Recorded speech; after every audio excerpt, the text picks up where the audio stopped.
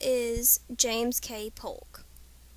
When the Whigs of 1844 asked this question in mockery of the dark horse Democratic candidate from Tennessee, they did not know that they would soon answer it with the phrase, "the next President of the United States." Before his presidential nomination, James Knox Polk had served in the House of Representatives for 14 years, the last 4 of which were as Speaker of the House, and he had also been the governor of Tennessee from 1839 to 1841. But when the presidential election of 1844 was nearing, he was not considered a front-runner for president by any stretch of the imagination. Having lost the governorship of Tennessee twice in 1841 and 1843 to James "Lean Jimmy" Jones, a Whig, Polk's political career seemed to be waning. In 1844, Polk's highest ambition was to run with former President Martin Van Buren as his vice presidential candidate. Even so, events would soon follow that would lead to the nomination of the nation's first dark horse presidential candidate.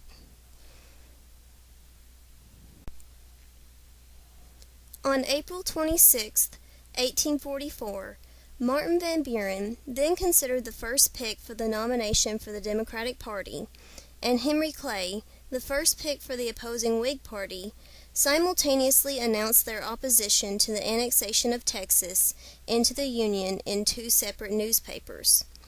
Most Americans at the time favored annexation, and Van Buren's stance against it truly was his undoing. After the announcement, Andrew Jackson, still a persuasive and leading figure for the Democrats, gave up completely on Van Buren becoming president again. Jackson wanted someone who would bring in Texas and who shared his ideals for a candidate, so he called on young Hickory himself, James K. Polk. A plan was devised to make Polk the Democratic nominee, but he remained reluctant. In a letter to fellow Democrat Cave Johnson, Polk expressed his thoughts on the situation, saying, "General Jackson says the candidate for the first office should be an annexation man, and from the Southwest, and he and other friends here urge that my friends should insist upon that point. I tell them, and it is true, that I have never aspired so high, and that in all probability the attempt to place me in the first position would be utterly abortive. In the confusion that will prevail, there is no telling what will occur." On May 27, 1844, the Democratic delegates met in Baltimore to decide on their candidate. It was quickly decided that the winning candidate must have a 2/3 majority, and this doomed Van Buren at the convention. On the first vote, he had the majority, but not the 2/3 that he needed. With each subsequent vote, his numbers dropped. Due to the despair of some of the Democrats at not being able to agree upon a suitable nominee, and the persuasion of men such as Gideon Pillow and George Bancroft, Polk became a hot topic at the convention as a compromise candidate. On the 9th vote, James K. Polk was unanimously declared the nominee, and soon after, George Dallas of Pennsylvania was selected as his vice presidential running mate. Now Polk had to face off with the Kentucky Whig, Henry Clay, for the presidency. Over the next few months, a campaign filled with mudslinging by both Whigs and Democrats followed. It was hard for the Whigs to obtain much personal dirt on Polk due to the fact that he was loyal to his wife Sarah, he did not gamble, he drank in moderation, and he went to church even though he had not been baptized. Still, they managed to develop some stories and dirt of their own. They claimed that James's grandfather, Ezekiel, was a Tory sympathizer during the Revolution. They claimed that Polk was Jackson's political tool, and they portrayed him as an abusive slaveholder, charging him with branding his initials on 40 of his slaves, which was later found to be untrue.